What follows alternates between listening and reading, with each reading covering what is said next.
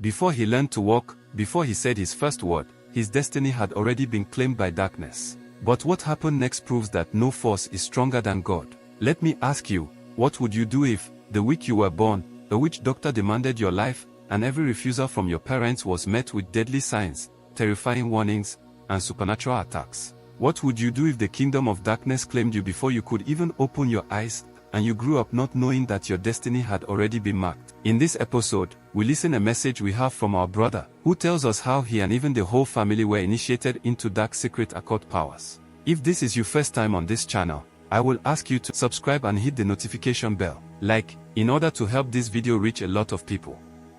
Thank you, and let's go into his story. What would you do if, the week you were born, a witch doctor demanded your life, and every refusal from your parents was met with frightening signs, strange warnings, and attacks that no one could explain? This is the question that has followed me since childhood, because my story did not begin in a normal way. You see, before I learned to walk, before I could even understand my own name, dark powers had already claimed me as theirs. I grew up thinking I was just like everyone else, but I later discovered that long before I opened my eyes, people in the village had already decided who I would become. They said I belonged to ancient spirits. They said I had been chosen. They believed my life was not mine. And even though I was only a child, their decisions shaped my early years without my knowledge. The environment I was born into was filled with fear, expectations, and rituals that I never understood. My parents tried to protect me, but they were surrounded by spiritual pressures that were stronger than anything they had ever faced. Every attempt to resist led to more strange events. Every decision to fight brought new spiritual attacks. And even though I was only a baby, the battle over my life had already started. But here is the question that still troubles me today: how does a person escape a battle that began before they were old enough to speak? I didn't choose any of this, yet I found myself right at the center of a spiritual war I never asked for. I grew up being watched, monitored, and followed by forces I could not see. And because of everything that happened around my birth, my journey into childhood carried marks of darkness that took years for me to understand. Yet somehow, I survived. And even though darkness fought for me from the very beginning, something greater kept pulling me away from it. Looking back now, I realize my life could have gone in a completely different direction. Many people who experience what I did never come out alive, or they end up deep inside the occult world without escape. But for reasons I still cannot fully explain, my story took another turn. Let me ask you this question again, because that will guide everything you are about to hear. My question is, if darkness claims a person before birth, is escape even possible, or does the battle only grow stronger as the person grows older? You see, the answer to that question became clear only years later, but the foundation of that journey begins with what happened around my birth. When you understand where my life started, you will understand why everything that followed was not normal, and why the fight for my soul did not end easily. You see, when I was born, a spiritual decision had already been made about my life, one I had no control over. This is the starting point of my story. Many people think spiritual battles begin when a person grows and becomes aware of life, but some battles begin long before birth. Mine started even before I took my first breath. Without my permission, my name, my identity, and my destiny were claimed by forces I did not know. You see, before my mother went into labor, a message reached my family. In the village, people believed in witch doctors and spiritual mediums. They trusted these people with major decisions, and their words carried more weight than ordinary advice. When they heard my mother was pregnant, the witch doctor said a spirit had spoken. According to him, the child growing in her womb had been chosen for a purpose that was not ordinary. He claimed the spirits had selected me to serve them. He said I was meant to be a messenger for their world. This message was not treated as a suggestion. It was treated as a command. They believed the spirits had already made their claim. And from that moment, the witch doctor began to put pressure on my father. He told him that once the baby was born, I was supposed to be taken for dedication. The spirits wanted the child immediately. They did not want to wait. But my mother was not willing. She did not come from a deeply traditional family like my father. She believed in protecting her children from certain practices. She did not want to expose her baby to rituals she didn't understand. So when she learned that I was supposed to be taken to the witch doctor soon after birth, she resisted. She made up her mind that her child would not be taken to any shrine. She thought refusing would be enough. She thought the matter would end there. But when you come from families where spiritual traditions run deep, refusing a ritual is never taken lightly. My father agreed with her at first, but he did not have the courage to go against the demands of the clan. Still, they both kept quiet and decided not to take me anywhere when I was born. They hoped the matter would go away on its own. However, the week I was born, a message came from the witch doctor. They asked why the baby had not been brought. They asked why my parents were ignoring a direct command. Then they added something that created fear in the entire household. The spirits, according to them, were asking why their servant had not been presented. My mother continued to refuse. She believed nothing would happen. She believed she could protect her child by standing firm. But she did not realize how far the situation had already gone. In families with deep spiritual roots, these things do not end with a simple refusal. One afternoon, a strange event took place, an event my family still talks about today. After lunch, my mother sat under the tree in the compound, the same spot where she usually rested.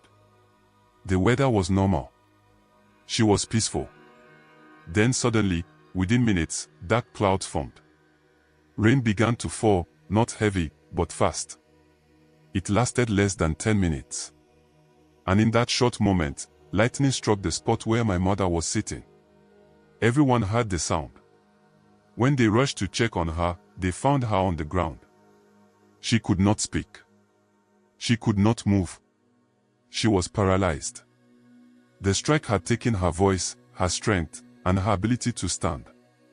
No one understood how it happened so suddenly. But in families like ours, people immediately linked it to spiritual forces. That night, as my mother lay helpless, another message came from the witch doctor. The question carried a warning. They asked whether my father was satisfied with what had happened, and whether he wanted to see more. They said if the baby was not brought within the week, my mother would die. This was the moment fear won. My father panicked. He could not risk losing his wife. He believed taking me to the shrine was the only option to save her life. And so, even though my mother had refused before, she had no strength to fight this time. My father carried both her and me to the witches to perform whatever rituals they believed would save her. When they arrived, many ceremonies were done. My mother's body was rubbed with herbs. Incantations were made. Sacrifices were performed. Through these rituals, she gradually regained her movement and speech. The family believed the spirits had accepted the offering and restored her life. But they said something else before letting us go. They said their work was not finished. They promised they would come to our home in the coming days to complete what was started. So, 2 weeks later, they arrived. They came with their instruments, their followers, and their rituals. The ceremonies lasted 2 days. They performed cleansing rites, marked the compound, and walked around the house several times. Then they planted 2 special trees.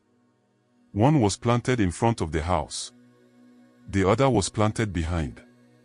They said these trees were the houses of the guardian spirits assigned to watch over me. They said nothing would harm me as long as these spirits guarded me. They warned that the trees must never be cut down. But you see, here is a question that still troubles me today. How can a child remain free when his home has been marked with symbols of ownership he never agreed to? The truth is, I grew up never knowing this story. My father did not tell me. My mother did not tell me. It was kept as a family secret. But all through my childhood, there were sacrifices made at the 2 trees.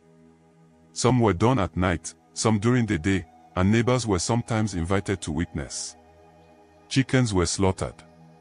Sheep were offered. Words were spoken. And I was always at the center of these ceremonies, even though I did not understand what they meant. As I grew older, these events became normal to me. I accepted them the way children accept things they do not question. But now, looking back, I realized those trees were more than plants. They were spiritual altars placed at the entrance and exit of our home. They were physical reminders that I was claimed long before I had a chance to decide anything for myself. But then again, the biggest question will be that, what happens to a child who grows up believing he is ordinary when spiritual forces have already shaped his identity without his knowledge? This question followed me into my teenage years, and the truth of it only became clear later. Everything that happened after my birth, the ceremonies, the sacrifices, the protection, the markings, was part of a larger story I did not understand. But it was only the beginning. Darkness had already laid its foundation, waiting for the day I would fully step into the role they believed I was born to play. And yet, despite everything, another path was quietly forming in the background, one that would eventually pull me away from everything the spirits had planned. But before that happened, I had to walk through more years of confusion, fear, and spiritual programming. So I always ask this question whenever I want to talk about such things: if darkness claims a life before birth, does the person stand any chance of escaping, or does the claim grow stronger with every year that passes? This led me directly into a life where childhood innocence meets deeper spiritual demands I did not understand, and where the battle for my life grew stronger. My childhood looked normal on the surface, yet in secret, sacrifices were being made on my behalf, sacrifices I never asked for, ceremonies I never agreed to, and spiritual decisions that shaped my life without my awareness. This stayed with me for years, because long before I understood what the world was, rituals were already being performed around me. The 2 trees that were planted around our home became symbols of my childhood, even though I didn't know their meaning at the time. They stood there quietly, one at the entrance of the house, the other behind the compound. To me, they were just trees. But to the adults around me, they were spiritual houses. They believed these trees carried the presence of the spirits assigned to guard me. And because of that belief, the trees became the center of many sacrifices. Almost every season, people gathered around those trees. Sometimes it was family members. Other times it was strangers from the village who claimed to understand the spirit world. They brought chickens, goats, or sheep, depending on the ritual being performed.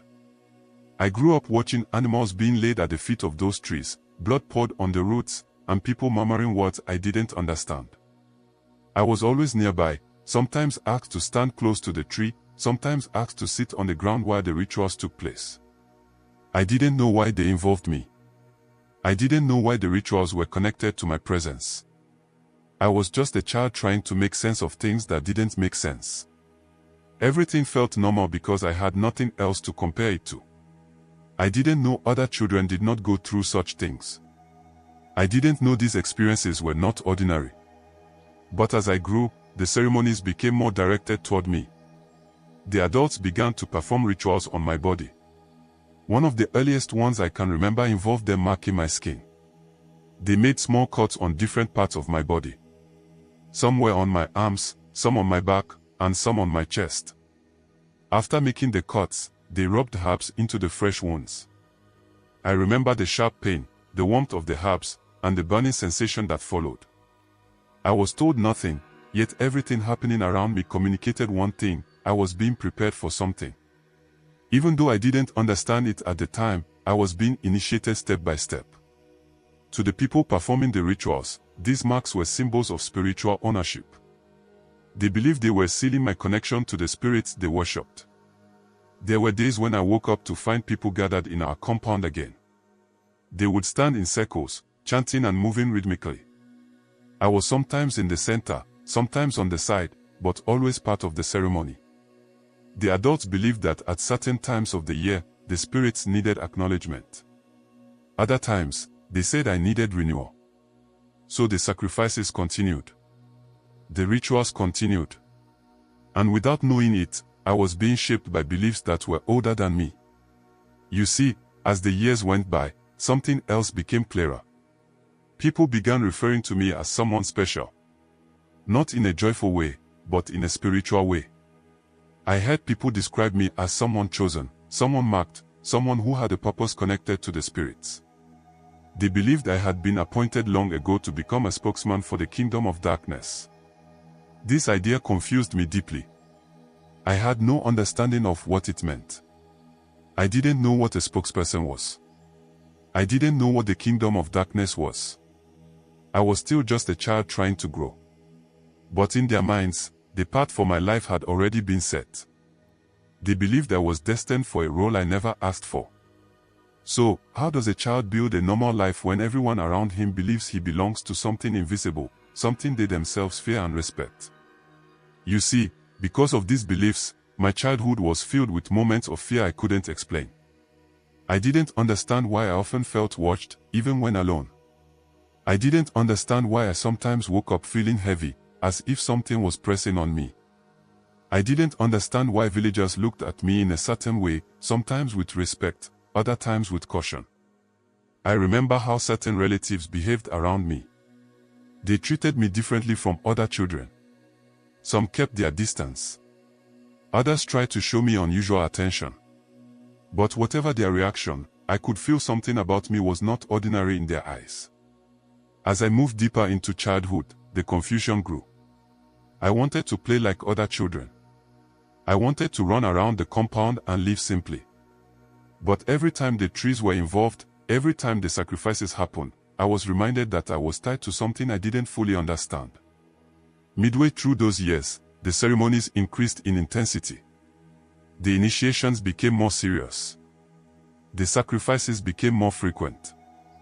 There were certain periods where the ceremonies lasted days, involving chanting, movements, and symbolic acts that I did not understand.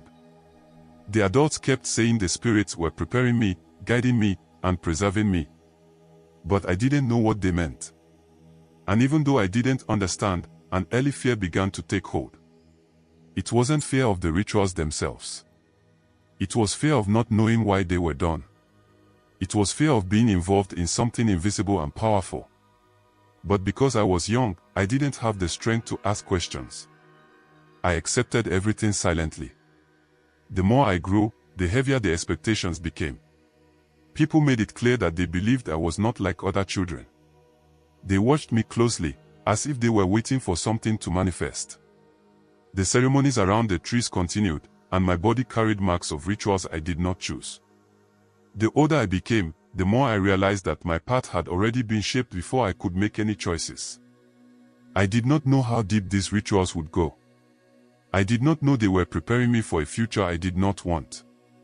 But at that time, all I knew was that I was trapped in a spiritual journey I didn't understand. And if innocence is exposed to hidden rituals, does that innocence survive, or does it slowly disappear with each ceremony? Because the deeper I went into childhood, the more the spiritual expectations increased, and the closer I came to the moment where darkness would try to claim me completely. This is just the beginning of his story. The next episode of his story will take us even deeper than we have heard. Where in his adult life, he struggled with the spirits and its consequences will be revealed. So don't forget to subscribe and like. Again, hit the notification bell so you will be notified when the next episode goes live. This story is a reminder of how powerful spiritual decisions can be, especially when they are made before a person even understands life. His journey shows us that darkness is real, spiritual battles are real, and the enemy does not wait until someone is grown before trying to lay claim on their future. As we reflect on everything shared, one clear lesson stands out: do not play with the occult. Do not open doors you cannot close. Do not entertain spiritual practices you do not understand. Darkness does not give gifts, it only takes. It takes peace, it takes identity, it takes purpose, and sometimes it takes life itself. Many people enter these things out of curiosity, desperation, or ignorance, but the price is always higher than they expect. This story is also a warning to families. Many children today are exposed to spiritual practices they never asked for. Some are taken to shrines. Some are dedicated to spirits. Some are involved in rituals without understanding what those actions mean. But the truth is simple: spiritual decisions made over a child will follow that child until God intervenes. If you are listening today and you feel trapped by your past, if you are carrying fear, guilt, or spiritual baggage, if you have been involved in things you regret, if your family dedicated you to something you never agreed to, or if you simply feel far from God, there is hope. There is freedom. And there is a path out. God is not waiting for perfect people. He is waiting for willing people. He is waiting for hearts that are ready to let go of darkness and embrace His light. your life can change. Your journey can shift. Your identity can be restored. You do not have to continue in bondage. You do not have to fear curses, rituals, or spiritual attacks. When you surrender to Christ, Christ becomes your protection, your identity, and your strength. And as you make that decision, remember one thing: be careful with anyone who claims God said without the fruit to prove it. The world is full of people who speak for God without being sent. True calling is confirmed by integrity, consistency, humility, and spiritual authenticity, not excitement, manipulation, or loud declarations. If this story touched you, don't end it here. Turn to God today. Ask Him to guide your steps. Invite Him into your life. Let Him break every chain. And trust Him to lead you into the future He has prepared for you. Because at the end of the day, no matter how deep the darkness was, light wins. Every time.